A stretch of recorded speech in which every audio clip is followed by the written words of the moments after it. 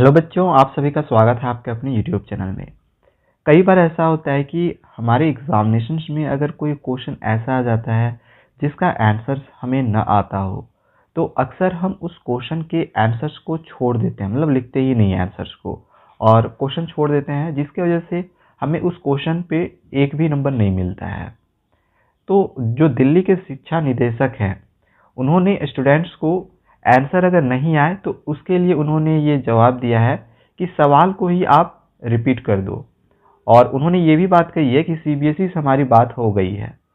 यहाँ पे आप देख सकते हो, इसका वीडियो भी है। ठीक है, आपको अगर ये वीडियो देखना होगा तो डिस्क्रिप्शन पे लिंक मिल जाएगा, उस पर क्लिक करके आप इस वीडियो को भी देख सकते हो, जिसमें उन्होंने कहा है कि जो दिल्ली के शिक्षा निदेशक हैं और आईएएस ऑफिसर हैं, उन्होंने स्टूडेंट्स को सलाह दी है कि अगर परीक्षा में आंसर ना आए तो सवाल ही लिख दो।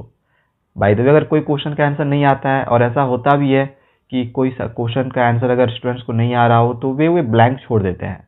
लेकिन यहाँ पे जो दिल्ली के आईएएस ऑफिसर हैं, शिक्षा निदेशक हैं, उन्होंने बच्चों से बात करने के दौरान उन्होंने ये बात कही, आंसर अगर आपको बिल्कुल भी नहीं आ रहा है तो आप उसके आंसर्स को क्वेश्चन को ही आंसर्स में लिख देना। ठीक है, यहाँ पे वही चीज लिखी गई है कि खाली जगह न छोड़े, उन्हें नंबर मिल जाएगा। और इसके लिए जो वीडियो है वो वायरल भी हुआ है। ठीक है, और सीबीएसई से बात भी हुई है। बच्चों, अब साइंस की फाइनल प्रैक्टिस का समय आ गया है।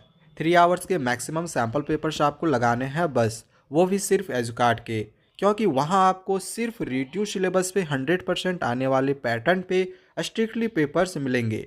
एजुकार्ट सैम्पल पेपर्स हर कोई रिकमेंड इसलिए भी कर रहा है क्योंकि लास्ट 2 ईयर से उनकी बुक से 40 to 50% पेपर बोर्ड में फंसता है। तो क्यों रिस्क ले, क्यों ना इसे हम खरीद ले, जब पता है कि सब कुछ एक बुक से मिल रहा है और तैयारी भी बेस्ट हो जाएगी।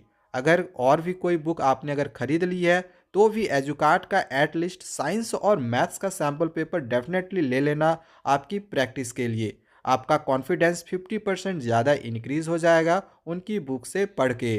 तो लिंक डिस्क्रिप्शन पे मैंने दे रखा है, आप इसे बाय कर सकते हो। इधर आगे कुछ पॉइंट्स हैं, चलिए इन पॉइंट्स को हम देख लेते हैं ताकि आपको कम समय में सारी चीज़ें समझ में आए। पहला जो पॉइंट है वो यही है कि बोर्ड एग्जाम्स पर स्टूडेंट्स को दिल्ली शिक्षा निदेशक की सलाह पर छेड़ा विवाद। अब विवाद इसलिए छेड़ा है क्योंकि उन्होंने ये बात कही है कि आपको अगर आंसर नहीं आता है तो आप कुछ भी लिख सकते हो, आपको नंबर मिल जाएगा, सीबीएसई से बात हो गई है। और मुझे नहीं लगता है कि इसमें किसी भी तरह का कुछ गलत उनके तरफ से बोला गया है, लेकिन इस चीज को भी पॉलिटिक्स के साथ जोड़ दिया गया है, इसीलिए इस पर विवाद जो है छिड़ गया है। ठीक है, बाकी अगर आपका क्या ओपिनियन है, आपको क्या लगता है?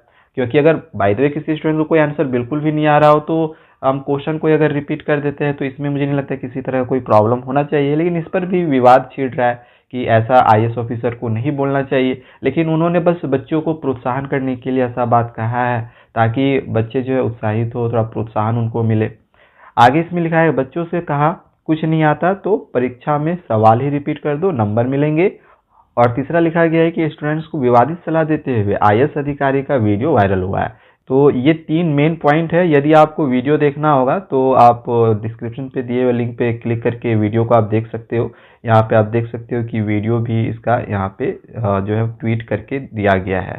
सो बच्चों, आज के लिए बस इतना ही। और भी लेटेस्ट वीडियोस पाते रहने के लिए हमारे चैनल को सब्सक्राइब करके रखिए। Thank you.